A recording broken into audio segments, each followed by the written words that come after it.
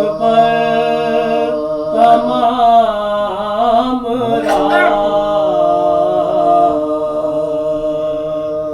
بیدار وقت یہ شب ہجرت گواہ ہے بیدار وقت یہ شب ہجرت گواہ ہے بس ایک بار سوئے ہیں حیدر تمام رات سوتے کب تھے ساتھی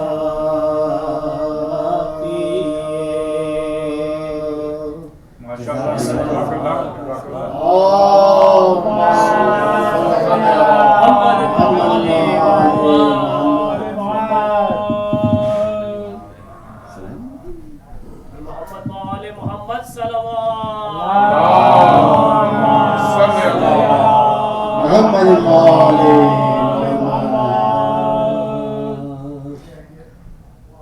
پرسا شہ والا کا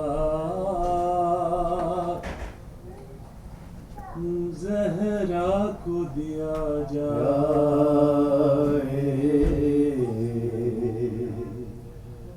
پرسا شہ والا کا زہرا کو دیا جائے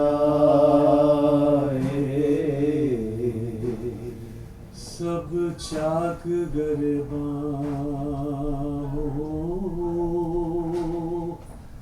ماتم بھی کیا جائے پرسا شہ والا کا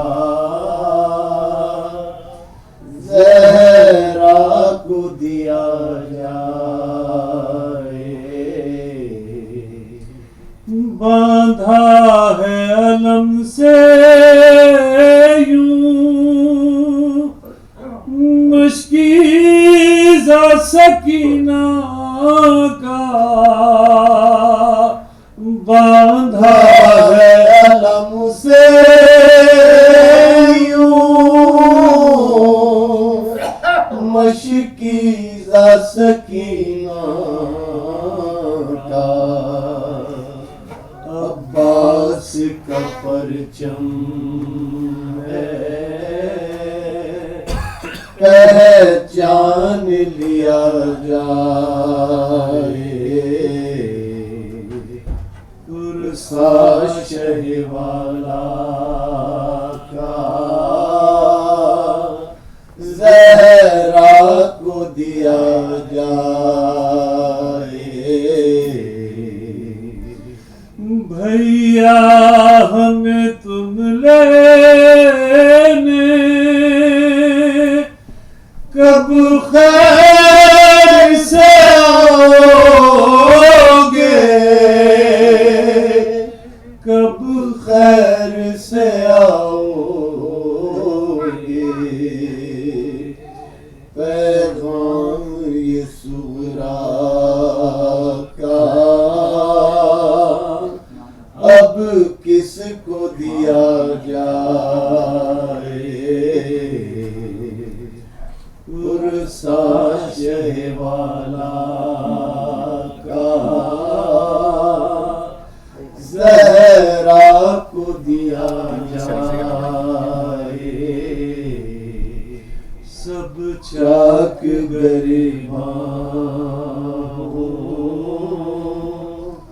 ماتم بھی کیا جائے سلام اللہم صلی علی محمد وعلی فاتحہ بسم اللہ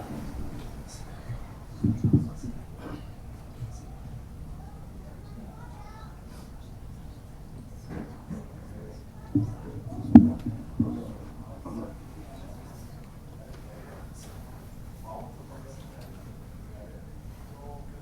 مرثیے کے 3-4 بند. تو میں یہاں آگے تشریف لائیے. برحبیب خدا ختم نبی علیہ السلام.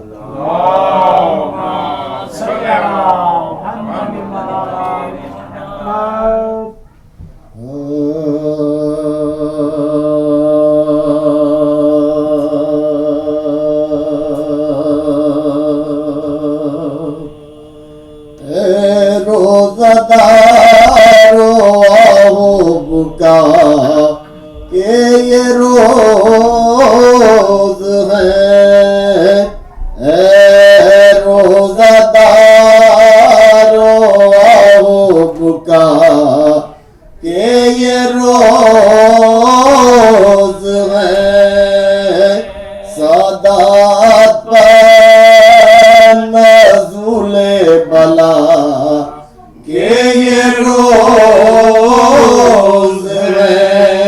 سرتاج آسیہ کی عطا کہ یہ روز ہے. تم سے وداع شیر خدا کہ یہ روز ہے.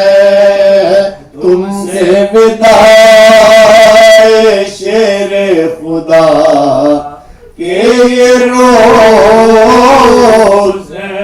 ارے زخمی ہوا امام تمہارا نماز میں. ظالم نے روزے دار کو مارا نماز میں.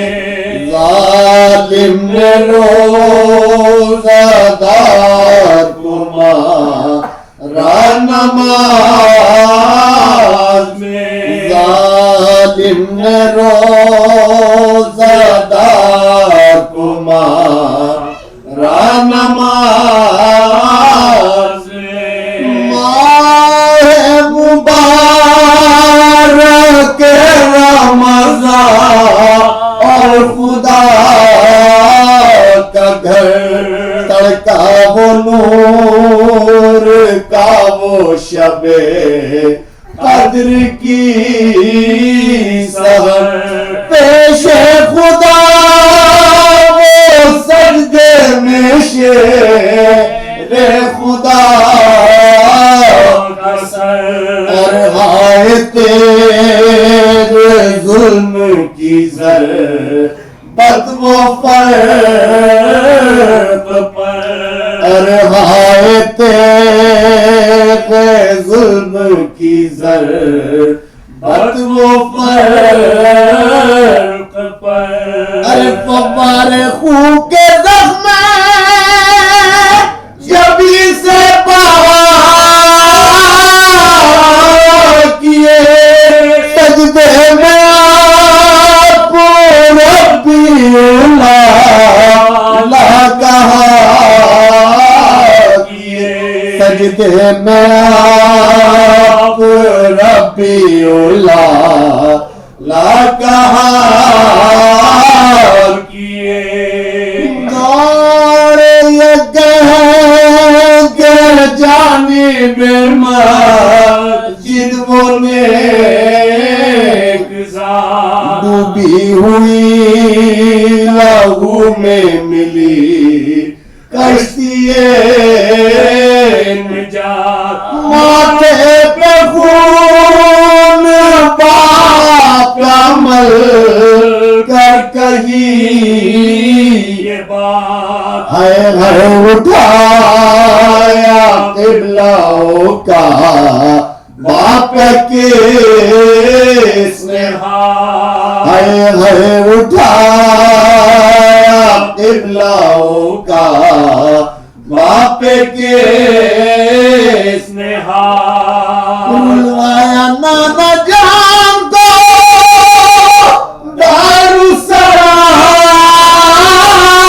دارالسلام میں. دن باقا کیا میں ماہ سیام میں. بن باقا کیا ماں سیام میں بن باپ کا کیا ہمیں ماں سیام میں باندھا غصن میں زخم سر شاہ ذوالجلال بولے علی کے اور کسو درد ہے بولے علی کے اور کسو درد ہے کمال شپر نجات کا ساتھ کیا پھر وہی مقام پھر چست باندھ کر یہ پکارا وہ گوشت پھر چست باندھ کر یہ پکارا وہ گوشت ارے اب درد کیسا ہے صدے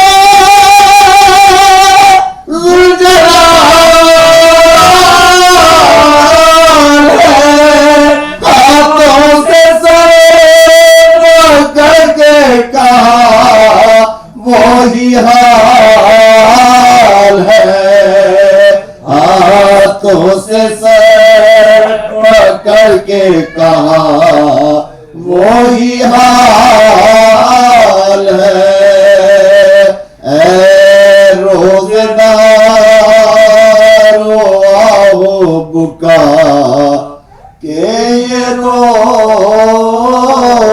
ہے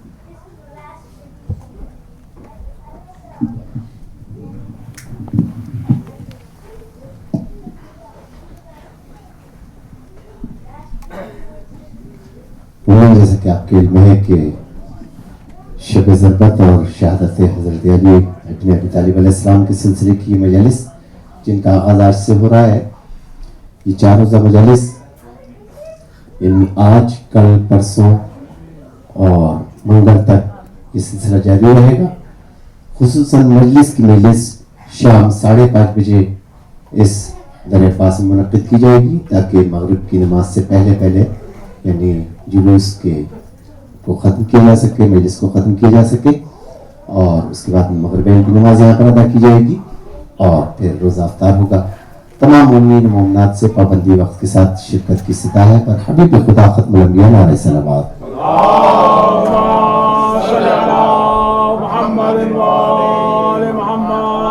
جیسا کہ میں عرض کر رہا تھا کہ ان تمام مجالس سے خطاب کرنے کے لیے ہمارے محترم اور معزز مہمان مولانا ہادی باقوی صاحب جو ہمارے استفسار پر سے تشریف لائیں ہم انتہائی ممنون و مشکور ہیں اور دعا گو ہیں کہ اللہ تعالیٰ آپ کی تمام تر خدمات کو قبول کرے اور آپ کے درجات میں اضافہ فرمائے ملتمس ہوں قبلہ قوم مولانا ہادی باقوی صاحب سے ذبح منبر ہوں اور حبیب خدا ختم الانبیاء علیہ السلامات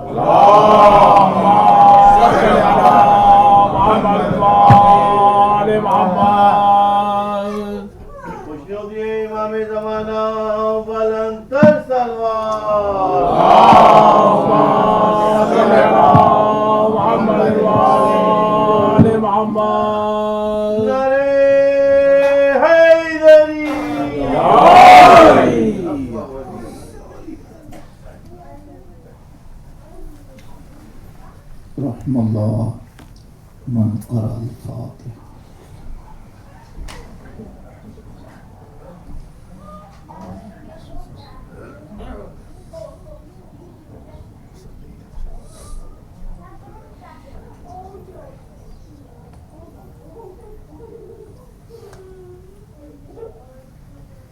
الله السميع العليم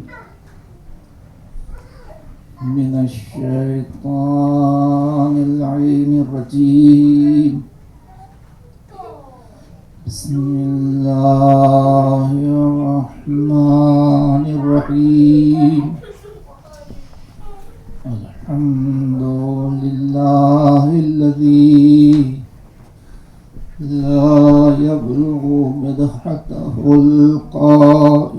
يعدون ولا يحصي نعماءه العادون ولا يؤدي حقه المجتهدون الذي لا يدركه بعد الهمم ولا يناله قوس الفتن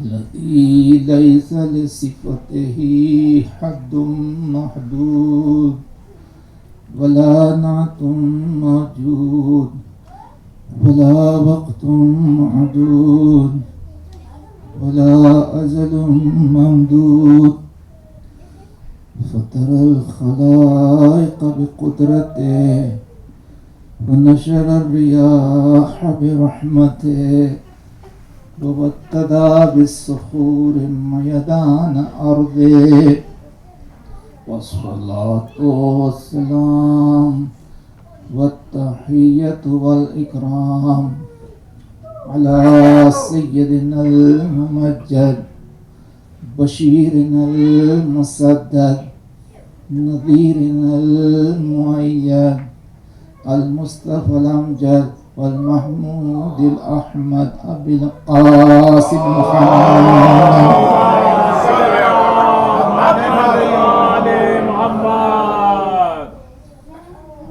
وعلى آله الطيبين الطاهرين المعصومين المظلومين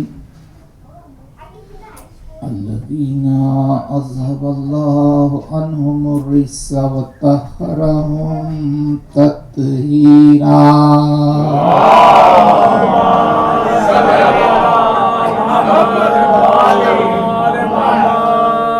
لا سيما على الإمام العظيم ووارث الأنبياء والمرسلين رئيس العارفين مصداق كل شيء أحصيناه في إمام مبين ليس بني غالب ومظهر العجائب ومظهر القرائب والنقطة الدائرة المطالب أسد الله الغالب الغالب على كل قالب المطلوب لكل طالب إمام المشارق والمغارب الذي حبه فرض على الحاضر والغائب مولانا ومولى الكونين أبي الحسنين علي بن أبي طالب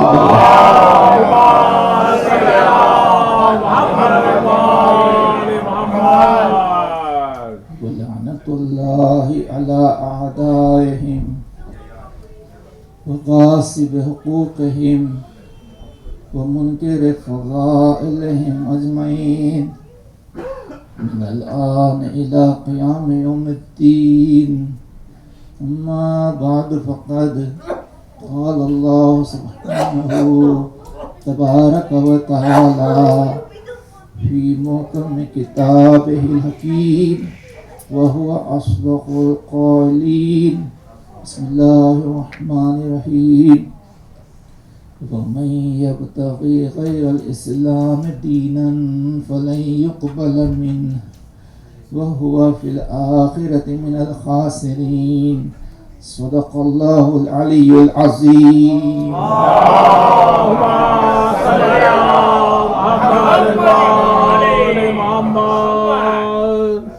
عزیزان محترم، سب سے پہلے حضرات سے گزارش ہے کہ سورہ محمد سورہ اخلاص کی تلاوت فرما کر ان تمام مرحومین و مرحومات کی روح کو بخش دیجیے جن کے میں نام لے رہا ہوں. جناب ولی محمد جناح،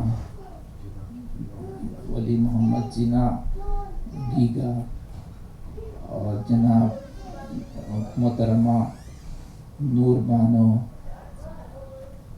اور محترمہ خورشید انصار علی، اور جناب قاسم علی گانجی، محترمہ شیرین قاسم علی اور سلطان علی گانجی مرحوم اور سلیم سلطان علی مرحوم، ان تمام مرحومین مرحومات بسم اللہ۔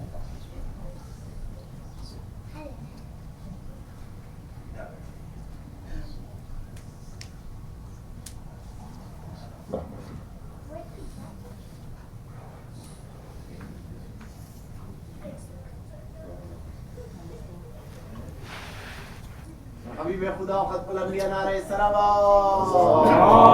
اللهم صل على محمد وآل محمد۔ پھر سے ایک مرتبہ میرے لیے یہ شرف ہے کہ خداوند عالم نے یہ مجھے موقع عنایت فرمایا کہ میں اس مقدس بارگاہ میں حاضری دے سکا اور آپ جیسے قدردان حضرات سے ملاقات کر سکا۔ اس سلسلے میں آپ سب کا بھی اور آپ کے خاص طور سے مینجمنٹ کا مشکور ہوں کہ آپ نے مجھے ذکر کی سعادت عطا فرمائی۔ میں بارگاہ قاضی الحاجات میں دست بدعا ہوں کہ خداوند عالم آپ سب کو جزائے خیر عطا فرمائے اور آپ سب کو اپنے متعلقین کے ساتھ شاد و آباد رکھے۔ اور میری دعا ہے خاص طور سے ہم سب کے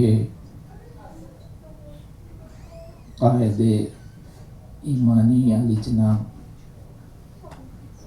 علی ضیاء رضوی صاحب متصل العالی، جو بین الاقوامی شہرت یافتہ صاحب بیاض ہیں، خداوند عالم ان کو سلامت رکھے، ان کے سائے کو ہم سب کے سروں پر تازور عزت قائم ہوتا۔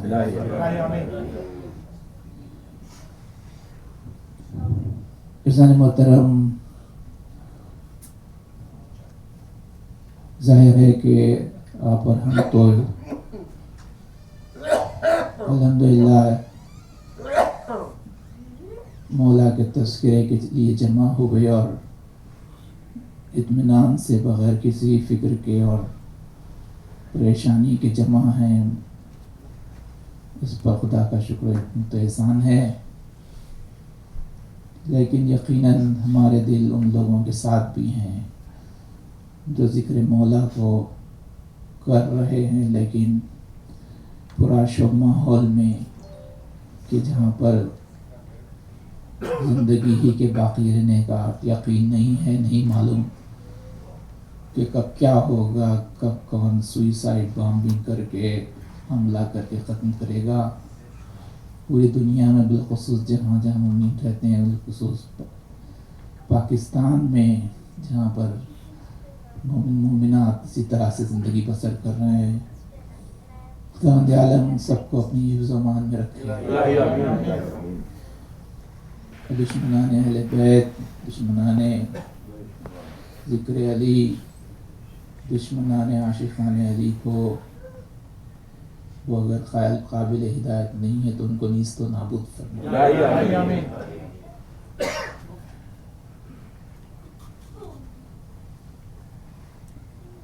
مسلسل اس بات کی کوشش ہے دشمنوں کی طرف سے، انہی لوگوں کی طرف سے کہ جنہوں نے مولا علی کو شہید کیا۔ 1394 سال بیشتر یہ واقعہ ہوا، پھر اس کے بعد کوشش مسلسل یہی رہی کہ علی کا ذکر نہ ہو، علی کی یاد نہ ہو، اور پھر کوشش یہ کہ علی والوں کو ختم کیا جائے۔ لیکن زمانہ دیکھ رہا ہے کہ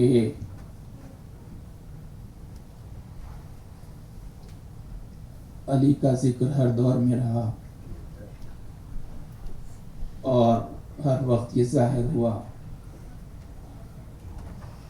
کہ دنیا والے مٹانا چاہ رہے تھے لیکن خدا بچا رہا تھا،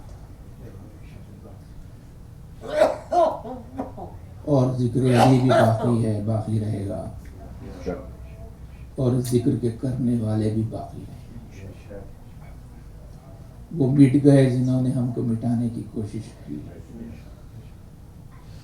اور وہ مٹتے رہیں گے۔ الحمدللہ علی والوں کی تعداد بڑھ رہی ہے، دنیا میں مذہب ہمارا پھیل رہا ہے بڑی تیزی کے ساتھ، الحمدللہ لوگ متوجہ ہو رہے ہیں۔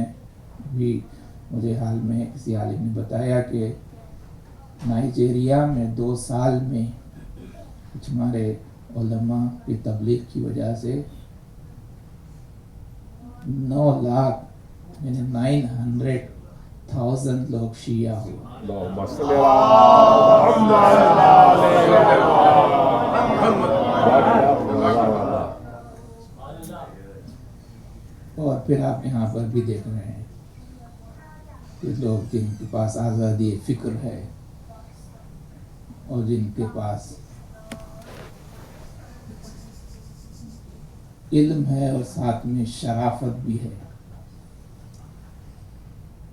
تو وہ ہماری حقانیت کا اعتراف کر رہے ہیں، اور الحمدللہ ان کا کیا کہنا۔ ہمارے لاکھوں سلام کہ جو ایسے ماحول میں، ایسے پراشوب دور میں جو اہل پاکستان ہیں وہ اپنی جانوں کو دے کے یہ ثابت کر رہے ہیں کہ ہم جان تو دے سکتے ہیں لیکن ذکر علی نہیں چھوڑ سکتے،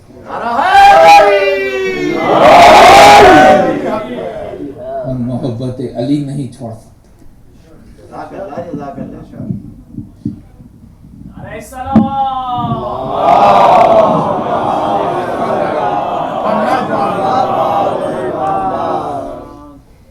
تو عزیزان محترم یہی ہے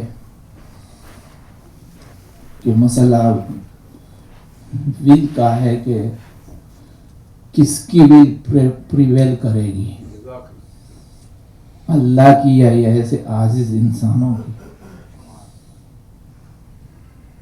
تو وہ اسی لیے کسی کا مشہور جو شعر ہے جو سپاہن سے خاص عام ہے کہ مدعی لاکھ برا چاہے تو کیا ہوتا ہے، وہی ہوتا ہے جو منظور خدا ہوتا ہے۔ بات کو آگے بڑھانے سے پہلے میں تو یاد آ گیا کہ کسی نے ان 2 جملوں پر اور 2 جملے لگائے جس کی وجہ سے یہ بات اور معراج پر پہنچ گئی، جس میں انہوں نے کہا کہ ذکر حیدر کی حفاظت تو خدا نے لی ہے،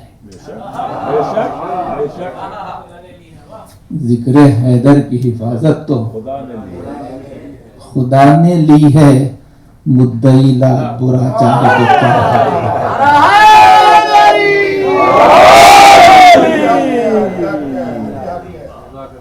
ذکر حیدر کی حفاظت تو خدا نے لی ہے،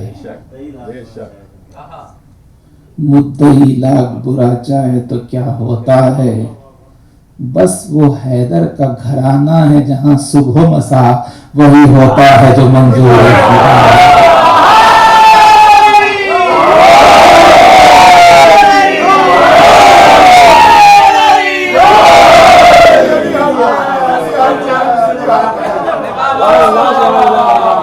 ذکر حیدر کی حفاظت تو خدا نے لی،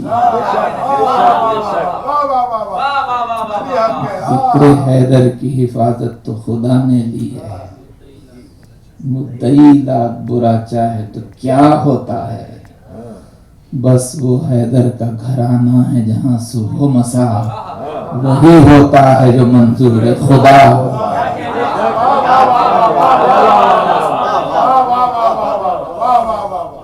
عزیزان محترم یہ حقائق ہیں، ظاہر ہے کہ میں نے عرض کیا کہ تو وہ تو ہو رہا ہے چوطرف، اور ہم ظاہر ہے کہ مشکور ہیں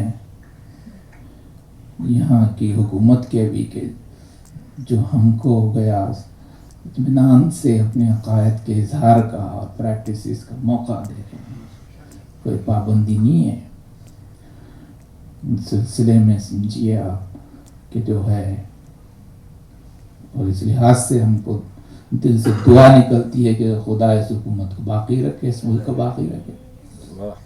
کسی نے کہا کہ صاحب ایسی دعا مت کیجیے، کہ کیوں؟ تو نہیں، ان کا باطن اور ظاہر میں تو یہ کہتے ہیں، لیکن باطن میں ان کا باطن اچھا نہیں ہے۔ وہ کہتے ہیں دعا ان ممالک کے لیے جنہیں مسلم ممالک ہے، جیسے پاکستان۔ میں تو کہوں گا کہ اس ملک کے مقابلے میں ہم اس کے لیے دعا زیادہ کریں گے کہ مت کیجیے یہاں باطن پاک ہے، باطن اچھا نہیں ہے، لیکن وہاں کی حکومت یہ ہے کہ باطن بھی خراب ہے، ظاہر بھی خراب ہے، اور پھر جہاں جہاں یہ ہے ان سب کے منافقوں کی جو حکومت آتی ہے۔ تو عزیزان محترم، اس کے لیے بہرحال ہم کو اب ظاہر ہے کہ ہمارے فرائض اور ہیں، ہمارے یقیناً ہمارا مسئلہ اور ہے، کیونکہ خداوند عالم کا نظام ہے کہ جب وہ سہولت زیادہ پہنچاتا ہے تو مسئولیت بھی سخت کر دیتا ہے۔ یعنی ہم سے زیادہ بات کو سوچ سکتی ہے کہ ہم نے کیا کیا اور ہم نے کیسے مولا کے پیام کو پہنچانے کی کوشش کی اور اس کو بچانے کی کوشش کی اور کیسے اس کو کیا۔ تو یہ اب ہمارے لیے ہے، اپارچونیٹی بھی ہے اور ہمارا امتحان بھی ہے، اور اس کے لحاظ سے اب ضروری ہے کہ ہم اس طرف متوجہ ہوں۔ الحمدللہ سب ہیں ہی عزیزان محترم، اس لحاظ سے اب گفتگو کرنے کے لیے میں نے آپ کی خدمت میں قرآن مجید کے تیسرے سورہ آل عمران کی 85ویں آیت کی تلاوت کا شرف حاصل کیا کہ وَمَن يَبْتَغِي غَيْرَ الْإِسْلَامِ دِينًا فَلَن يُقْبَلَ مِنْهُ وَهُوَ فِي الْآخِرَةِ مِنَ الْخَاسِرِينَ۔ خدا عالم فرما رہا ہے کہ وَمَن يَبْتَغِي غَيْرَ الْإِسْلَامِ دِينًا، کہ کوئی بھی انسان اگر اسلام سے ہٹ کے کسی اور دین کی طرف راغب بھی ہوگا تو فَلَن يُقْبَلَ مِنْهُ، اس کو اللہ قبول نہیں کرے گا، اس بات کو قبول نہیں کیا جائے گا۔ وَهُوَ فِي الْآخِرَةِ مِنَ الْخَاسِرِينَ، اور ایسا شخص کہ جو اسلام کو چھوڑ کے دوسرے کسی دین کو اختیار نہیں، اس کی طرف صرف رغبت بھی کیا ہے، تو وہ قیامت میں خسارہ اٹھانے والوں میں ہوگا۔ ایسا شخص لوزر ہوگا ہیئر آفٹر میں۔ ظاہر ہے کہ یہ آپ جانتے ہیں، جیسا کہ ابھی الحمدللہ اعمال بھی ہم نے کیے، آپ نے کیے، خدا عالم قبول کرے ان سب اعمال کو۔ جو شبائے قدر جو ہیں ان تین میں ایک یہ بھی شب وہی شبائے قدر میں ہے کہ قرآن کہیں گے اس میں نازل ہوا، خدا عالم مقدر بناتا ہے، سب کے طے کرتا ہے، امام کے پاس بھی جاتا ہے، تو وہ قرآن کے بارے میں بھی ہے۔ اب یہ ہے کہ آپ حضرات جانتے ہیں کہ قرآن بھی دو ہیں، کہ قرآن صامت ہے کہ قرآن ناطق، دونوں سے متعلق یہ شب ہے۔ قرآن صامت کے آنے کی شب ہے اور قرآن صامت کی زخمی ہونے کی شب، قرآن ناطق کے زخمی ہونے کی شب۔ تو ظاہر گفتگو اس لحاظ سے دونوں کی ہے اور درمیان میں ہے۔ قرآن مجید میں آپ حضرات ملاحظہ فرمائیں کہ اس سے پہلے بھی میں نے عرض کیا تھا کہ یہ بات خود سمجھنے کی ہے کہ قرآن کاہے کی کتاب ہے.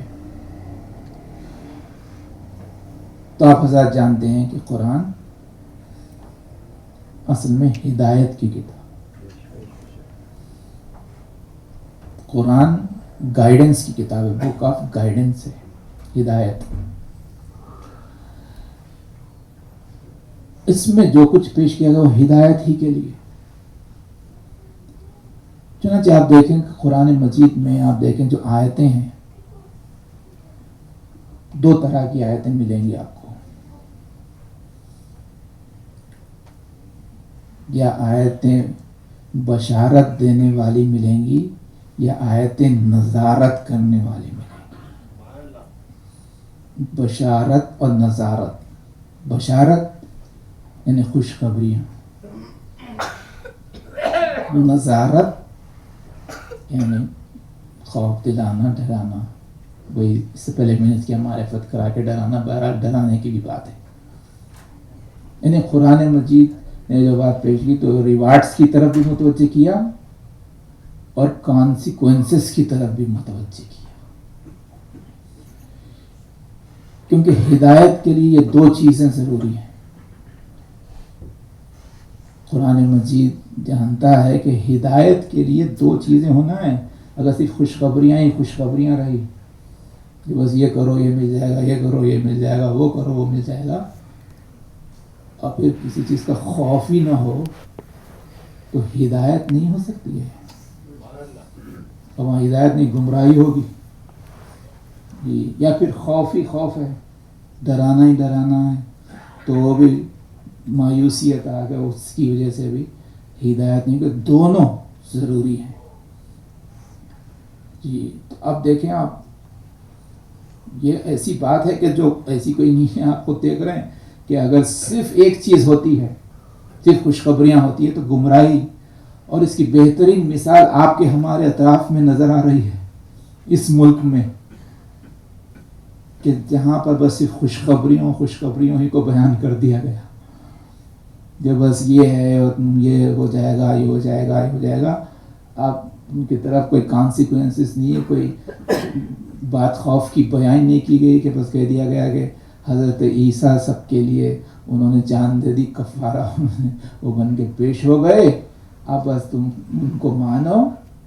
اب ظاہر ہے کہ اس کے بعد پھر تمہارے لیے چھٹی ہے اور یہ ہوگا کہ بس تم جو بھی کرے اس کے بعد بس جاؤ چرچ میں یا کہیں پر پریسٹ کے سامنے جاؤ، جا کے کہہ دو تو وہ کہہ دے گا فرگیون، تو تمہارا قصہ ختم ہو جائے گا. تو یہ ہونے کی وجہ سے اب دیکھیں آپ جو تماشا یہاں پر ہے،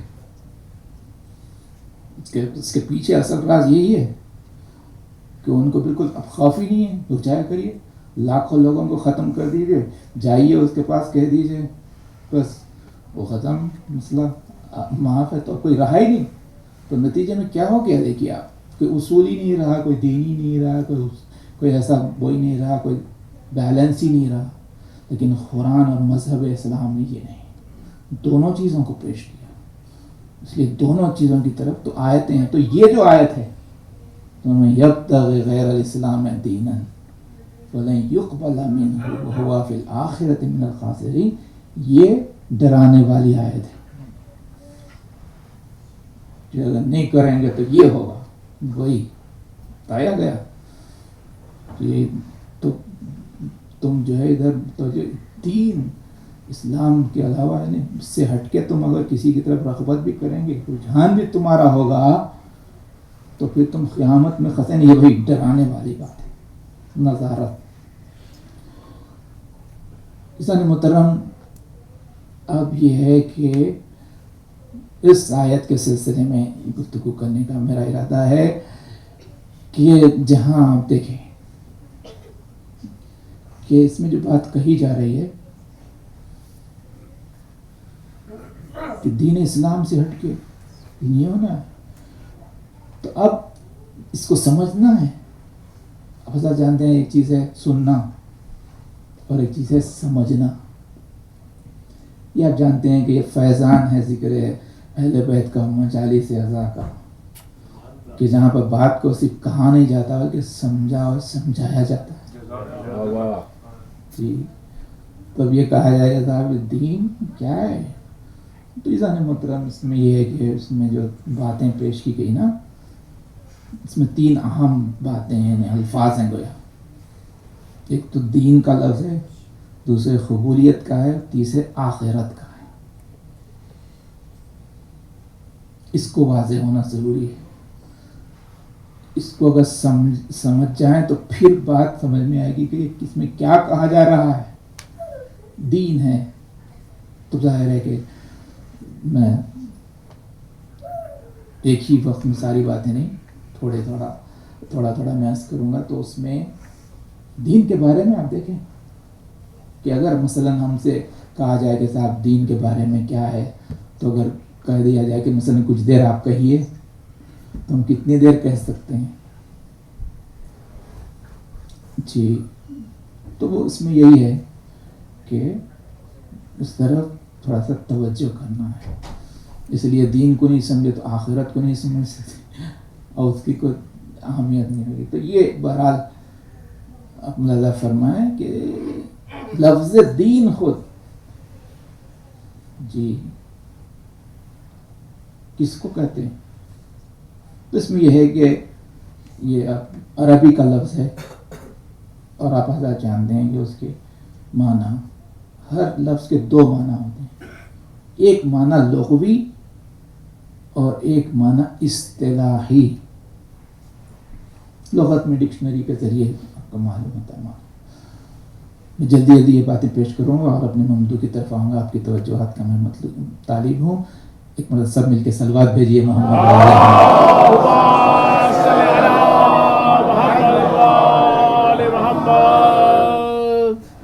چنانچہ اگر آپ ڈکشنری دیکھیں لغت میں دین کسی بھی طور طریقے کو کہتے ہیں.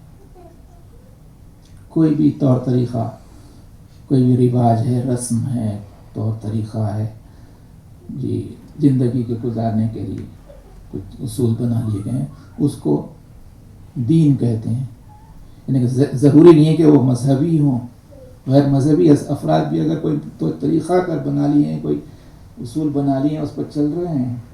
دہری ہوتے ہیں، ان کا بھی کوئی طریقہ ہوتا ہے، ان کا بھی کوئی اصول رہتا ہے جی. کوئی ایتھیسٹ ہیں تو ان کا بھی ہے، کمیونسٹ ہیں تو ان کا بھی ہے. تو وہ جو بھی طور طریقہ ہوتا ہے. چنانچہ یہی وجہ ہے جو قرآن میں وہ جو سورہ ہے کہ قل یا ایھا الکافرون لا اعبد ما تعبدون بولا، تو جو کافروں سے مخاطب ہو کے کہا گیا لکم دینکم ولی دین، تمہارے لیے تمہارا دین، ہمارے لیے ہمارا دین. کہ کافروں کا دین کیا ہوتا ہے؟ وہی کافر بھی ہوں تو کوئی نہ کوئی ان کا طریقہ رہتا ہے. تو عام طور پہ کہا گیا کہ طور طریقہ جو بھی ہوتا ہے.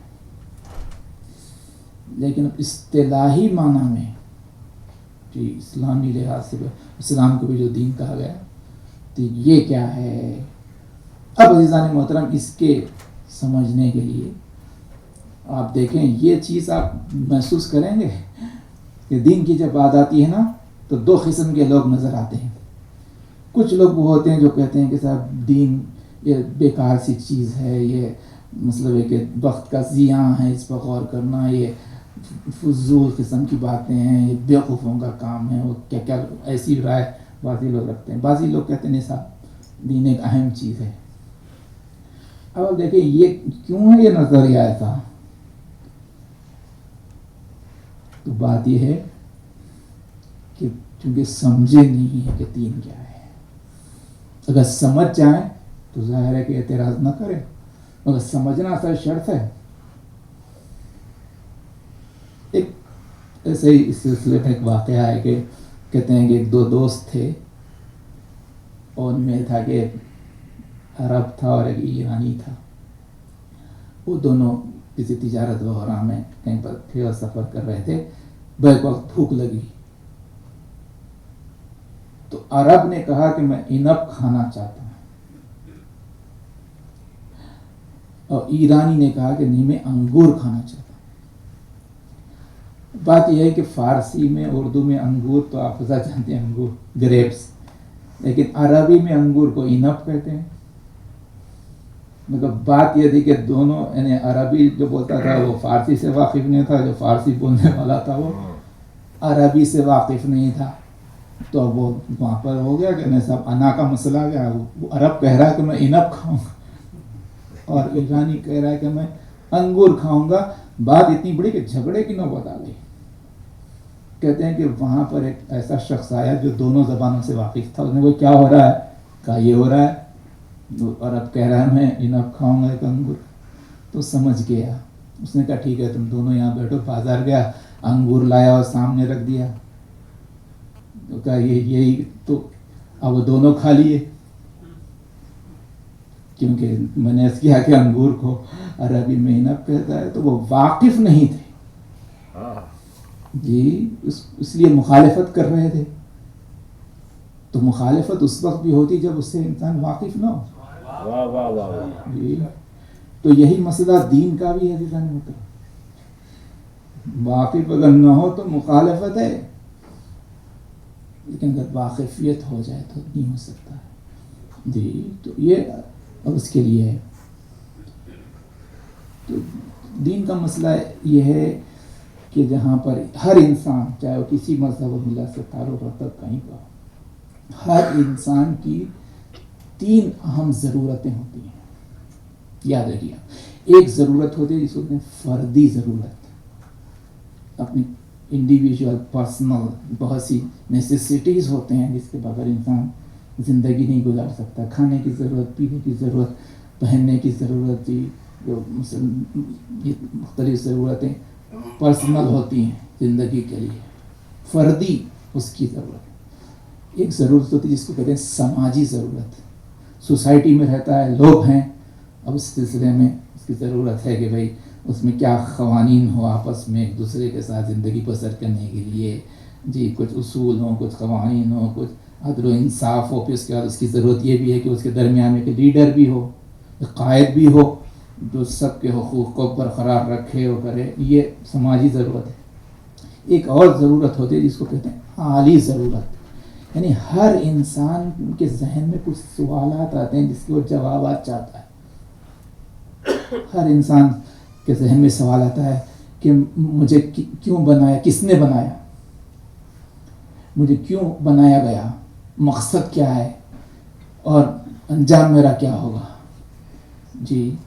یہ ایسے سوالات ہر انسان کے ذہن میں عالی. تو یہ 3 سوالات, 3 ضرورتیں انسان کی, اور اس کے تعلق سے معلوم کرنا چاہتا ہے. اور پھر ان ضرورتوں کو معلوم کر کے پھر یہ بھی چاہتا ہے کہ وہ اس کی زندگی اصل میں کامیاب رہے, صرف زندگی نہ گزرے. اور یہ فطری خواہش ہے ہر انسان کی. یعنی کوئی انسان آپ کو ایسا نہیں ملے گا جو یہ مثلاً کہے گا کہ میں ناکام ہو جانا چاہتا ہوں. ہر شخص کا کہیں کار ہو جائے, فطری بات ہر اس چیز کو کہتے ہیں جو ہر انسان میں پائی جائے, ہر زمانے میں, ہر جگہ, ہر سن و سال کے آدمی میں کہیں پر ہو, اور پھر اس کے سکھانے کی ضرورت نہ, وہ خود جذبہ لے کے آئے فطری. تو کامیابی کا جو جذبہ ہے فطری توجہ چاہتا ہوں, تو ہر انسان میں رہتا ہے. لیکن کامیابی صرف چاہنے سے حاصل نہیں ہوتی. جیسی چاہت ہے کہ کامیاب ہو جائے تو نہیں, اس کے لیے کچھ اصول ہونا پڑتا ہے, کوئی طریقہ اختیار کرے, کوئی چیز وہ کرے, اس پہ چلے تو جب جا کے ہوتا ہے. تو اب وہ اصول, یہ میں نے کہا 3 ضرورتیں تو ہوتی ہیں, لیکن اس کے لیے اصول کیا ہو, قوانین کیا ہو, تو اب وہ کون بنائے, توجہ چاہتا ہوں وہ کون بنائے. تو یہاں پہ پھر یہ آتے, پھر 3 چیزیں سامنے آتی ہیں کہ یا تو وہ خود بنا لے, خود اصول بنا لے, خود آئین بنا لے, خود اصول زندگی بنا لے.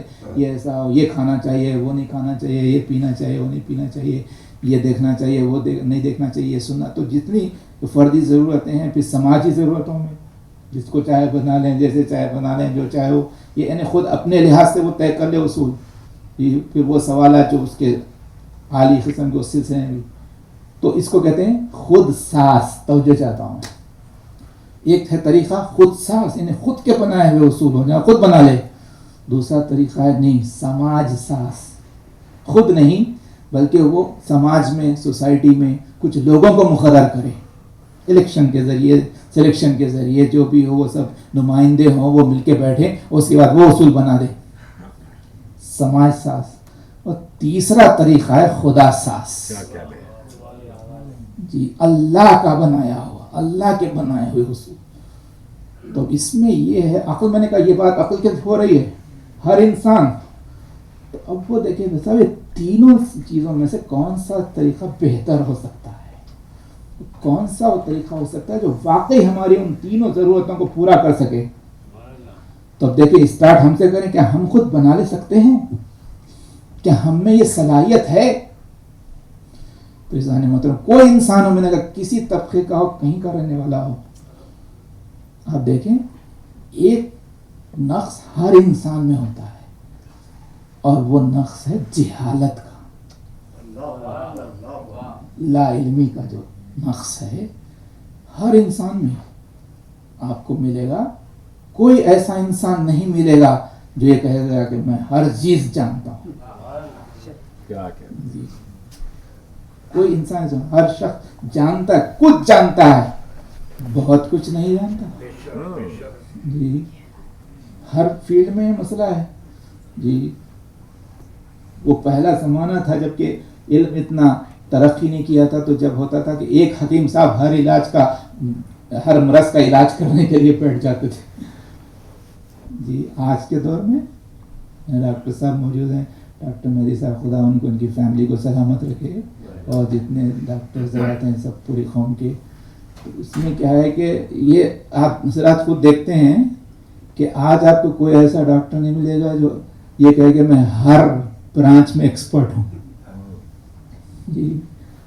आँख के बारे में जानते तो कान के बारे में नहीं, कान के बारे में तो दिल के बारे में नहीं, दिल के बारे में तो दिमाग के नहीं, गुर्दे सब अब टुकड़े हो गए। ऐसा टुकड़े नहीं, टुकड़ों के भी टुकड़े हो गए। ये स्पेशलाइजेशन का दौर है अब जी। आँख के बारे में आप एक डॉक्टर नहीं मिलेगा, एक डॉक्टर के पास गया वो दूसरे के पास भी जाता है, मैं इतना अब इसके लिए आप दूसरे के पास, दूसरे के पास गया तीसरे। तवज्जो चाहता हूँ, इल्म तरक्की किया है, सब कह रहे हैं कि साहब हम जानते हैं लेकिन सब कुछ नहीं जानते।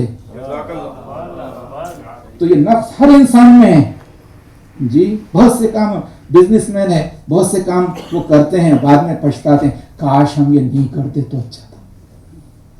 बहुत से काम नहीं करते हैं, बाद में पछताते, काश ये कर लेते तो हमारा फायदा होता था। तो ये किस वजह से ये होता है? फैसला किया, नुकसान हुआ, एतराफ हुआ, क्योंकि इल्म नहीं था जी। इल्म में चूंकि नक्स है, अल्लाह अकबर। तो यहाँ तक तो मैंने अक्ल की बात कही, कुरान यही कहता है कि आसान तकरहु शयअन व हुवा खैरुल लकुम, आसान तुहिब्बु शयअन व हुवा शर्रुल लकुम, वल्लाहु यअलमु व अंतुम ला तअलमून। क्या जब नहीं कि तुम जिस चीज को बेहतर समझो वो तुम्हारे लिए मुज़िर हो, और अजब नहीं जो जिस चीज को तुम मुज़िर समझो वो तुम्हारे लिए बेहतर हो। वल्लाहु यअलमु व अंतुम ला तअलमून। अल्लाह हकीकत में जानता है कि कौन सी चीज तुम्हारे लिए मुफीद है, कौन सी चीज तुम्हारे, अंतुम ला तअलमून। सल्लल्लाहु अलैहि मोहम्मद।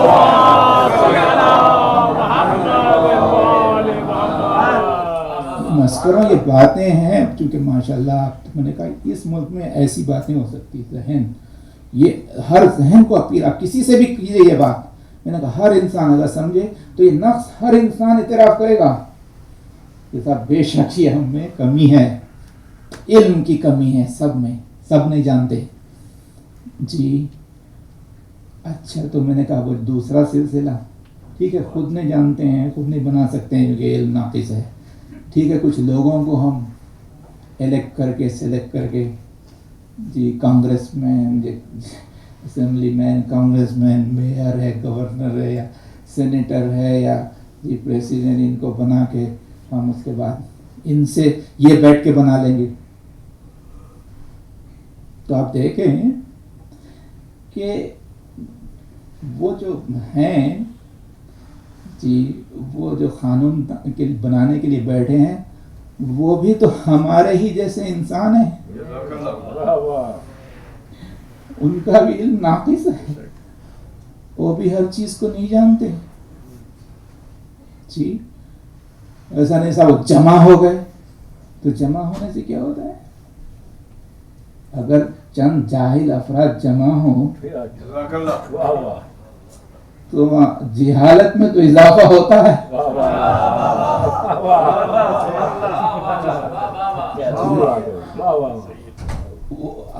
علم تو نہیں آ سکتا, جاہل کیسے نا اجزاء جیسے ویسے کل ہوتا ہے جی. اور بچوں کو سمجھانے کے لیے کہوں کہ اگر 10 گدھے اگر جمع ہو جائیں تو ایک انسان نہیں ہوتا. وہ تو ہے تو وہ ان میں بھی وہ نقص ہے, وہ بھی نہیں سمجھتے ہیں. اور زمانہ دیکھ رہا ہے, کہیں کی پارلیمنٹ ہو, کہیں کانگریس ہو, سینیٹر ہو, وہ سب نقص ہے. تبھی تو یہ ہو رہا ہے کہ آج بنایا کل بدل دیا جی. ایک بل سب نے پاس کی, اتنا ڈیبیٹ کر کے اس کے بعد میں ہوا کہ اس کو ریپیل کر دینے کی بات چھڑی جی. اب یہ بناتے بھی تو یہ وہ میجارٹی کا بھی چکر چلتا ہے. تو اب اس میں یہ ہوگا, ایسا کچھ سمجھدار لوگ ہیں, اہل عقل ہیں, اگر وہ اہل عقل مائنورٹی میں بھی چلے گئے تو پھر ان کی بھی بل پاس نہیں ہوتی. جو چاہتا ہوں یہ جو ہو رہا ہے آپ دیکھ رہے ہیں, تو یہ نقص ہے وہاں پر بھی, ان میں بھی نقص ہے, وہ بھی انسان ہے ہماری طرح سے. اچھا دوسری چیز تو ہمارے لیے وہ ایسی چیز نہیں بتا سکتے کہ جو واقعی جس میں نقص نہ ہو. اچھا دوسری چیز یہ ہے کہ ہم اگر بناتے ہوتے تو ایک ہی نقص ہوتا کہ ہم چونکہ جاہل ہیں, ہم جہالت جانتے نہیں ہیں, لیکن کم سے کم ہم اپنے ہمدرد تو ہوتے ہیں. ہم نے جو دوسروں کو بنایا ان کے پاس 2 نقص ہوتے ہیں, ایک تو جاہل بھی ہوتے ہیں, خود خواہ بھی ہوتے ہیں. ان کو ہم سے ہمدردی نہیں ہوتی جی. وہ پہلے اپنے انٹرسٹ کو دیکھتے ہیں جی. کبھی کہتے ہیں اپنا انٹرسٹ, کبھی کہتے ہیں نیشنل انٹرسٹ. اس کے بعد وہ بنا دیا. اب بعد میں جا کے پتا چلا کہ صاحب وہ فلاں جو کام, اسکینڈلز جو سامنے آتے ہیں آپ اگر جانتے ہیں, وہ بعد میں نکلتا ہے وہ جو بل انہوں نے پاس کی تھی, وہ فلاں کمپنی جس نے الیکشن میں ان کی مدد کی تھی اس کے انفلوئنس میں آ کے انہوں نے یہ بل بنا دی جی. یہ جو نکل رہا ہے وہ اپنے مقصد کو پیش نظر رکھ کے توجہ چاہتا ہوں, تو خود غرضی, جہالت پلس خود خواہی اور خود غرضی 2 چیزیں آ گئی. اب تیسرا ذریعہ جو رہا خدا ساز. اب دیکھیے کہ کیا خدا میں یہ 2 نقائص ہیں. کیا وہاں پر بھی کہا جا سکتا ہے کہ وہ مکمل نہیں جانتا؟ کیا وہاں پر بھی علم کا نقص ہے جی؟ تو آپ جانتے ہیں, سب جانتے ہیں کہ وہ کریٹر ہے, ہمارا بھی بنانے والا ہے, ہر چیز کا بھی بنانے والا ہے. اور ذہن محترم جو کریٹر ہوتا ہے کسی چیز کا, وہ مکمل علم رکھتا ہے جی. جو بنانے والا ہوتا ہے وہ جانتا ہے یہ بلڈنگ ہے یہاں پر بنی ہے, لیکن جس انجینئر نے بنایا اس کو معلوم ہے کہ کون سی چیز کیا ہے, بنانے والا ہے جی. میری ماں بہنیں بھی سن رہی ہیں, اگر بریانی کسی نے بنائی ہے تو جانتے ہیں کہ کیا کیا اس میں کمپوننٹس ہیں, بنانے والا ہر توجہ چاہتا ہوں. تو یہ خدا ہے, خالق ہے, کریٹر ہے. جو کریٹر ہی نہیں, کریٹر بھی ہے, نارشر بھی ہے, چریشر بھی ہے, سسٹینر بھی ہے.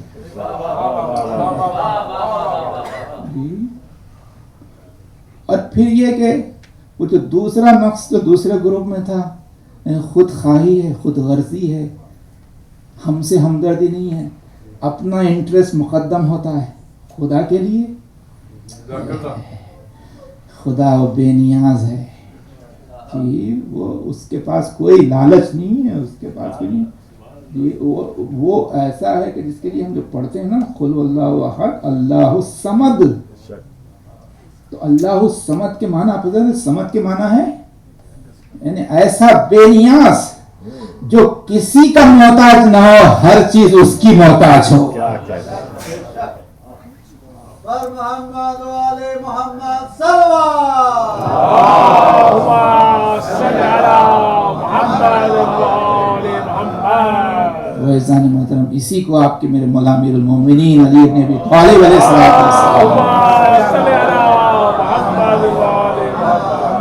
रोज़े में तमीद ख़त्म में आपका शुक्रिया। यही फरमाया था जहाँ पर बलीग अपना जुमला हज़रत इरशाद फरमाते हैं अल्लाह के बारे में कि वो है कि गनीयन अन ताअतिहिम वो आमिनन मिन मासियतिहिम। ना खुदा वो है जो हर एक की इबादत से बेनियाज है। कोई इबादत नहीं करेगा तो उसका कोई जाने वाला नहीं है, तो उसकी इबादत से कुछ उसको मिलने वाला नहीं है, उसका कोई फायदा होने वाला नहीं है। वो आमिना मिन मासियतिहिम, और फिर वो लोगों की मासियत से भी अमन अमान में है, उसका कोई नुकसान होने वाला नहीं है। लोग अगर उसकी इबादत ना करें, उसकी इताअत ना करें जी। अब ऐसा अगर बनाए और फिर ये कि वो महबूब यानी हमसे मोहब्बत करने वाला है, यानी वो जो हुक्म देता है, उसूल बनाता है, तो उसमें उसका ना फायदा है ना नुकसान है। अगर फायदा है तो हमारा है, नुकसान है तो हमारा है। अच्छा, और फिर वो मोहब्बत करने वाला है। कैसी मोहब्बत है हमसे? कैसी मोहब्बत है अल्लाह को जी? आप उधर जानते हैं, इन्हें बयान किया है कि तो माँ बाप को जो मोहब्बत होती है अपनी औलाद से, लेकिन ये नौजवान इसका अंदाजा नहीं लगाते हैं। माँ बाप को जो मोहब्बत होती है, बाप है उसको जो मोहब्बत है औलाद से, उसके बाद उसने बाप ने मशवरे दिए ये कहे, अब बेटा जो है ये शक करने लगे, नहीं हमारे अब्बा ने समझे मेरे फ़ायदे के लिए, अपने फ़ायदे के लिए उसे बनाए, हर शख्स का मुमकिन नहीं। इसलिए कहते हैं अब्बा से नहीं अपने दोस्तों से पूछ लेंगे। यहाँ पे जो चल रहा है हिमाकत, माँ बाप से बढ़ के सवाल ही नहीं है कि कोई उनसे मोहब्बत करे।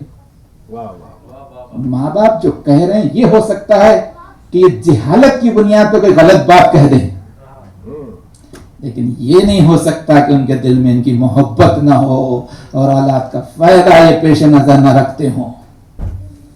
अज़ीज़ान मोहतरम, माँ बाप की मोहब्बत को समझने के बाद ये समझें कि माँ बाप से करोड़ा ज्यादा हमसे मोहब्बत करने वाला हमारा खालिक।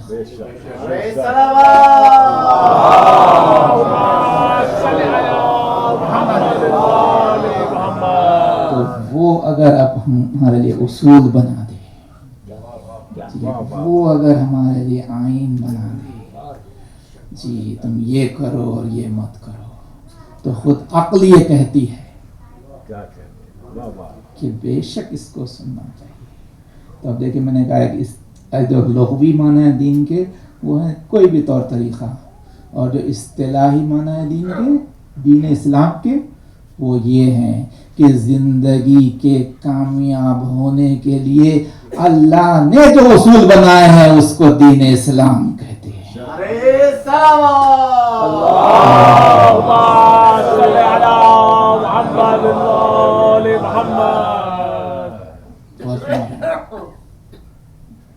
ये है दीन इस्लाम, अल्लाह ने जो बनाए हैं, अल्लाह ने जी। अब इसको समझ के अब उसके बाद के तो जब मालूम होगा कि साहब ये इसमें कोई नक्स नहीं होता, अभी हमारी तमाम ज़रूरतों का फिर इंतज़ाम हो सकता है। मैंने कहा वो फ़र्दी ज़रूरत, माशरती ज़रूरत और आली ज़रूरत, तो सब की तकमील होती है अल्लाह के बनाए हुए उसूल पर अगर अमल करें।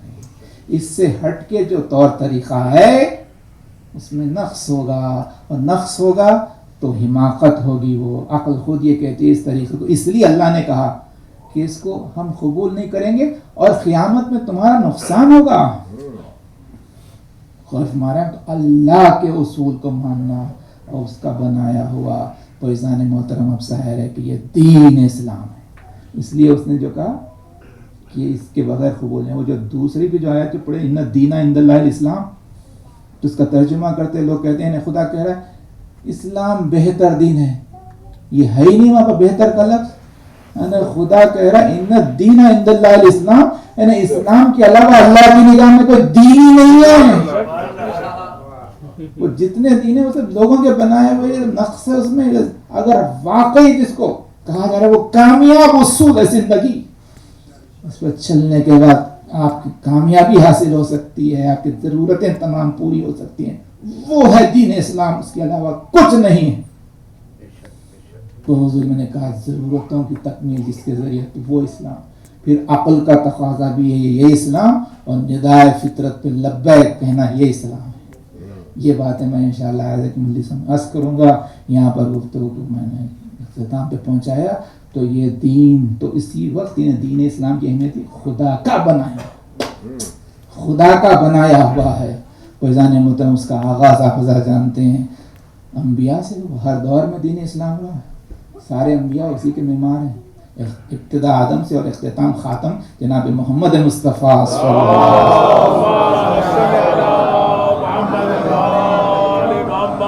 जब इस्लाम मुकम्मल हुआ, रसूलुल्लाह ने तकमील की मंजिल पर पहुँचा। तो वहाँ पर जो आयत आई है अल-यौम अकमलतु लकुम दीनकुम व अतममतु अलैकुम निअमती व रज़ीतु लकुमुल इस्लाम दीना, अल-यौम आज के दिन, यानी इससे पहले ये बात नहीं है अकमलतु लकुम दीनकुम, तो दीन मुकम्मल हुआ, यानी कौन सा दीन, इसको भी लोग मिस कर देते हैं। दीनुकुम यानी तुम्हारा दीन। हमारा दीन तो जाहिर है कि इब्तिदा से हमने बनाया, तो उसमें ना सब लोग जो फॉलो करते रहे, लेकिन तुम्हारे लिए ये हुआ कि तुम्हारा दीन अब मुकम्मल हुआ है। तो वो कब मुकम्मल, यानी अल्लाह जिसको कह रहा है अब कंप्लीट तुम्हारा दीन हुआ है। आप हज़रात जानते हैं उस वक्त जब अल्लाह के हुक्म से हुजूर अकरम ने अमीरुल मोमिनीन को अपने हाथों पर पसंद करके कहा मन कुन्तु मौला फहाज़ा अलीयुल मौला,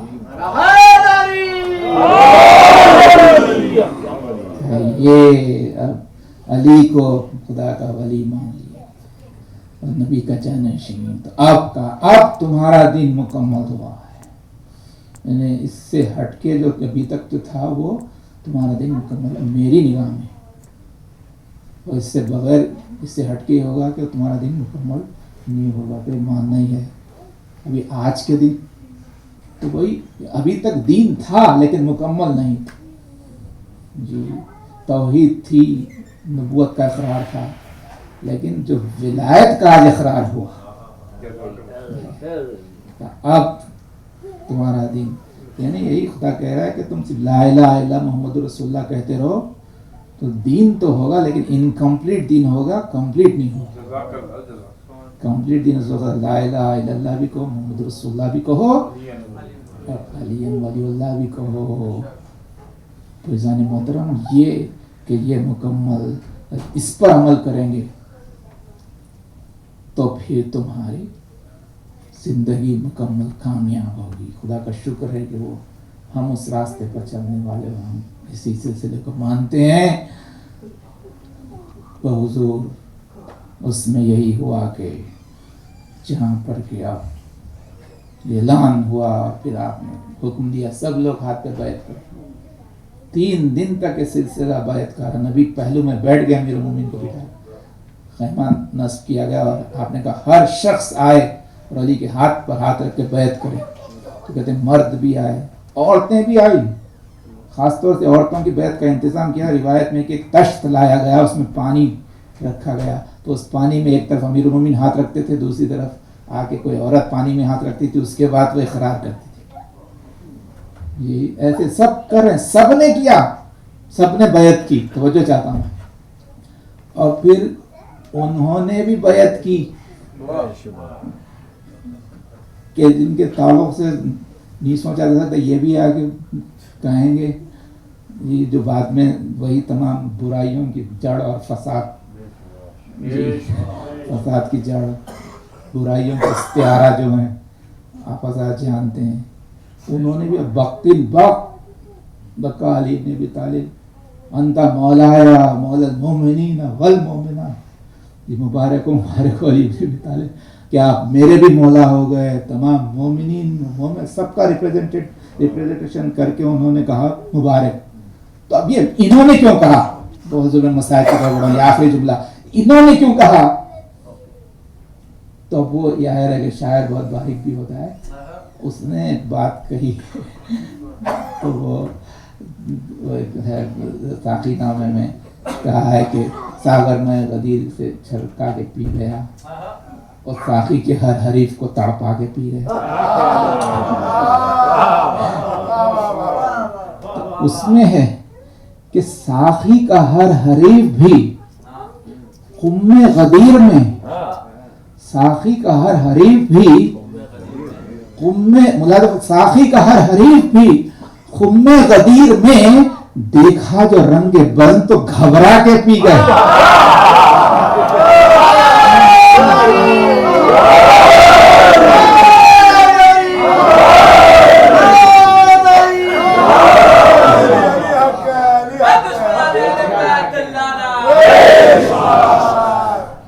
دیکھا جو رنگ بند تو گھبرا کے پی گئے۔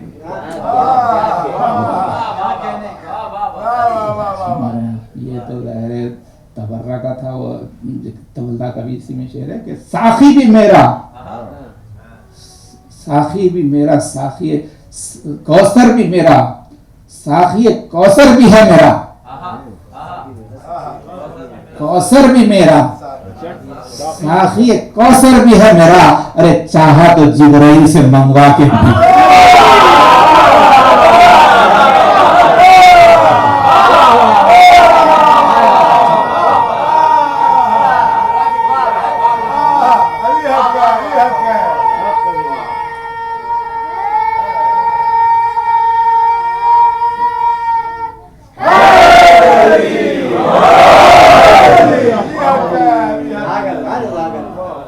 خدا آپ کو سلامت رکھے، خدا آپ کی اس معرفت میں محبت میں اضافہ کرے۔ محترم، ظاہر ہے کہ میں نے کہا کہ یہ عظیم شخصیت، اور ظاہر ہے کہ آج اسی مولا کے ضربت زخمی ہونے کی شب ہے، 19ویں رمضان کی شب ہے، بحضور غم کے بادل چھا گئے ہیں۔ یقیناً یہ ہمارے آپ کے ایمان اور عرفان کی معراج ہے کہ آج بھی ہم اس درد کو محسوس کرنے لگتے ہیں۔ اس میں درد و بے چینی اس لیے ہے کہ مولا اس رات بہت بے چین ہے۔ ویسے تو اس ہفتے کے آغاز ہی سے مولا مسلسل اپنی خبر شہادت دے رہے تھے۔ روایت میں یہ ہے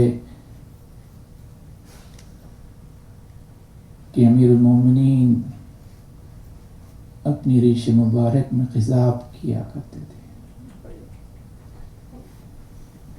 لیکن لوگوں نے دیکھا کہ اس ہفتے امیر المومنین نے خضاب کرنا چھوڑ دیا۔ کسی نے کہا کہ مولا آپ خضاب نہیں فرما رہے، فرمانے لگے کہ ہاں میں اس لیے نہیں کر رہا ہوں کہ اس ہفتے میری داڑھی میرے سر کے خون سے خضاب ہو جائے گی۔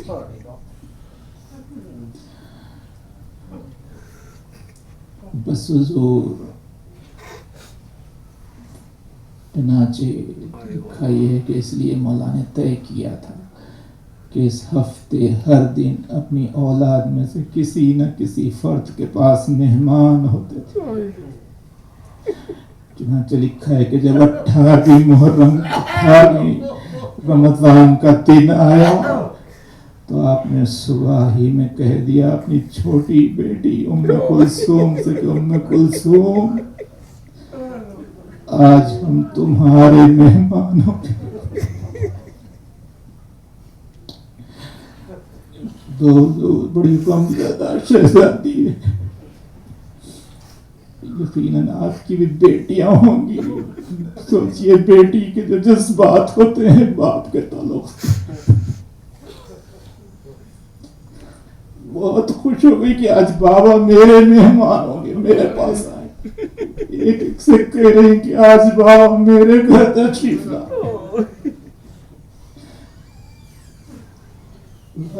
یہ کہ دن گزرا اور پھر افطار کا موقع آیا.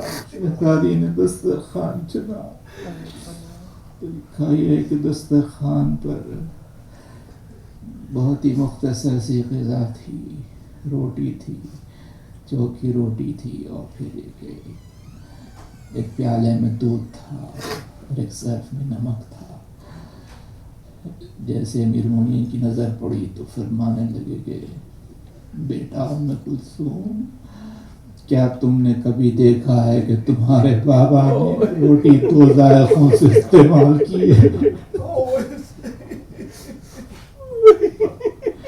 اللہ اکبر. آپ دیکھیں، یہ ہے ہدایت کی منزل اور احساس مسئولیت کا ہونا. چنانچہ شہزادی نے کہا یا ابا، اے بابا، یہ تو صرف دودھ اور نمک ہے. تو آپ نے فرمایا نہیں بیٹی، ایک چیز ہٹا لو. اس کے بعد پھر فرماتے ہیں، ساتھ میں فرماتے ہیں کہ تم کو معلوم ہے کہ تمہارے جد نے کہا ہے. رسول اللہ نے فرمایا ہے کہ دنیا وہ جگہ ہے کہ جہاں پر فی حرام ہا عقاب و فی حلال ہا حساب، کہ یہاں پر ہر حرام چیز کا عقاب ہوگا، ہر حلال چیز کا بھی حساب ہوگا. فرماتے ہیں کہ میں نہیں چاہتا کہ دیر تک ہمارے سے حساب میں قیامت کے میدان میں کھڑا ہوں. کہ یہ یعنی ہدایت کے لیے ہماری تعلیم کے ہم کو ایسا احساس رہے، یہ احساس مسئولیت ہے کہ وہ ہر چیز کے لحاظ سے. تو فرماتے ہیں کہ ہٹا لو. تو شہزادی نے چاہا کہ نمک ہٹا لے، کلائی پہ ہاتھ رکھ دیا کہ نہیں بیٹی، دودھ ہٹا لو. حضور امیر المومنین نے روٹی نمک سے استعمال فرمائی، اور پھر اس کے بعد پھر مولا نے وقت اس طرح سے بسر کیا کہ مسلسل پھر عبادت میں مصروف رہے. تو شہزادی بیان فرماتی ہیں کہ بابا کا عجیب اضطراب کا عالم تھا کہ بار بار کبھی مصلی عبادت پر نظر آتے تھے، کبھی صحن خانہ میں، کبھی آسمان کو دیکھتے جاتے تھے. اور اس کے بعد مدینے کا رخ کر کے کہتے صدقت یا رسول اللہ، یا رسول اللہ آپ نے صحیح فرمایا. تو حضور شہزادی فرماتی ہیں کہ جب یہ بار بار میں نے عمل دیکھا، ایک مرتبہ شہزادی نے بالکل اس وقت جب آپ نے کلمہ استرجاع بھی استعمال فرمایا انا للہ و انا الیہ راجعون، تو شہزادی نے کہا بابا میں یہ کیا دیکھ رہی ہوں، آپ بہت مضطرب ہیں. یہ کلمہ استرجاع، میں نے کہا بیٹی کا مسئلہ بہت نازک ہوتا ہے. تو اس وقت فرمانے لگے کہ ام کلثوم کہ مجھے قہار و جبار خدا کی بارگاہ میں پہنچنا ہے، اس کا وقت قریب آ رہا ہے.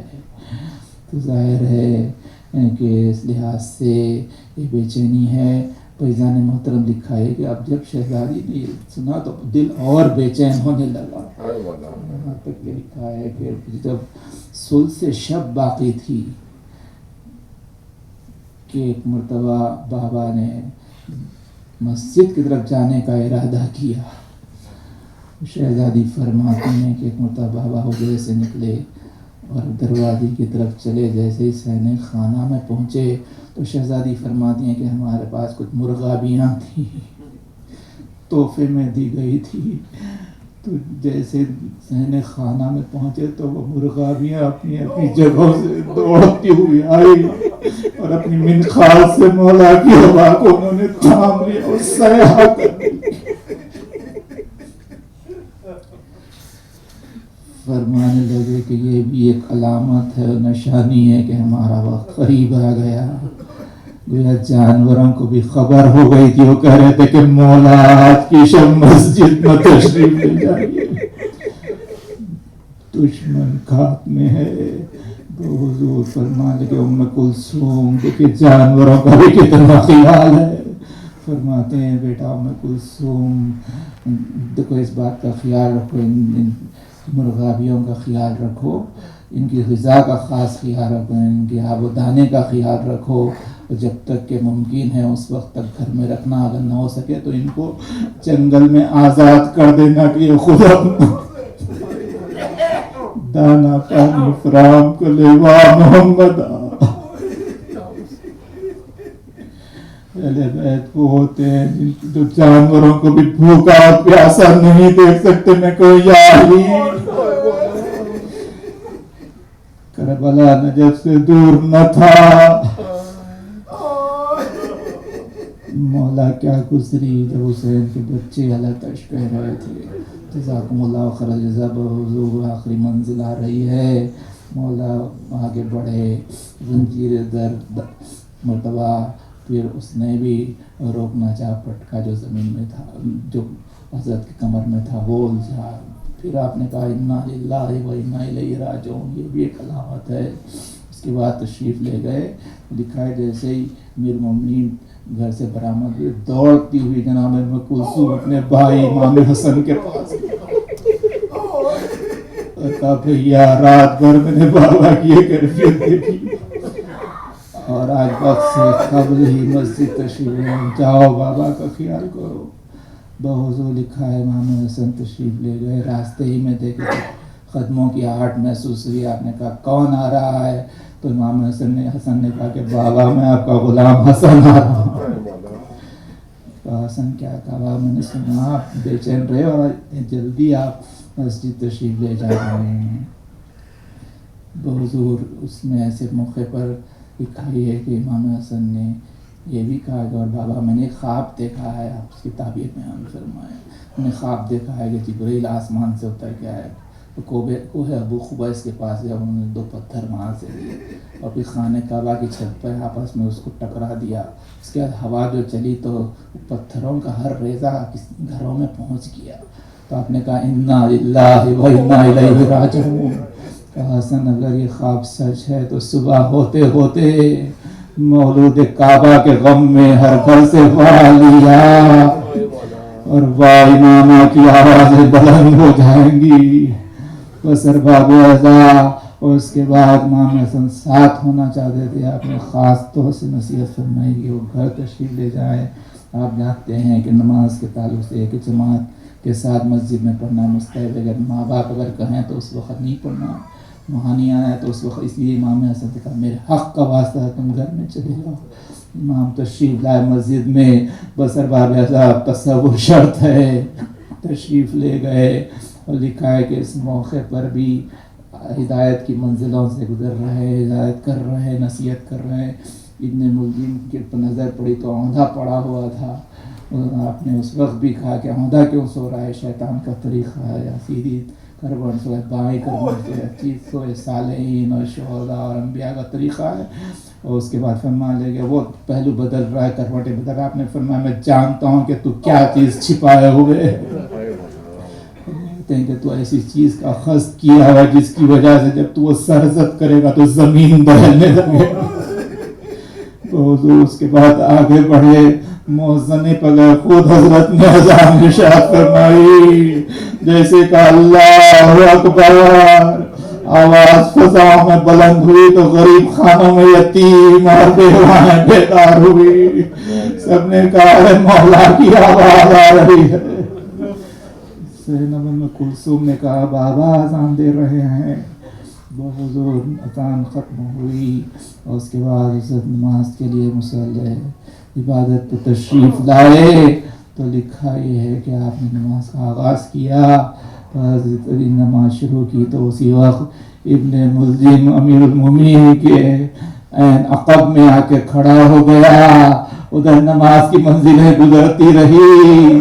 تکبیرۃ الحرام کے بعد حضرت نے سوروں کی تلاوت کی اور پھر کہا اللہ اکبر، یہ کہہ کے رکوع میں گئے، ذکر رکوع کیا، کھڑے ہوئے کہا سمیع اللہ لمن حمدہ، کہا اللہ اکبر، یہ کہہ کے حضرت سجدے میں تشریف لے گئے اور فرمائیں کہ سبحان اللہ سبحان اللہ سبحان اللہ سبحان ربی الاعلی و بحمدہ. اے مومنین نجف چلو، کوفہ چلو، اور پھر جو ہے کہ ابن ملجم کو پکڑ لو کہ وہ کھڑا ہو گیا، اپنی تلوار کو اس نے بلند کیا، انتظار کیا کہ سر کو سجدے سے بلند فرمائے. کیسی حضرت نے کہا اللہ اکبر، حضرت نے سر کو بلند فرمایا. ابن ملجم نے اپنی تلوار بلند کی اور اسے حضرت کو فرق مبارک پر اس طرح سے صرف کر دیا کہ امیر المومنین زخمی ہو گئے. بس طالب نے تمام کیا کہ اسی منزل پر انیس کہتے ہیں کہ لایا تھا زہر میں وہ جفا چوب جا کے تیل، مولا گرے زمین پر سجدے میں جا کے تیل، دل پڑ گیا کہ سر پہ لگی مرتضا کے تیل، کھائی خدا کے شیر میں گھر میں خدا کے تیل. ارے گہرا ہے فرق امام حجاز پر، سر سے ٹپک رہا ہے لہو جان ناز پر. آواز اللہ خود امیر المومنین.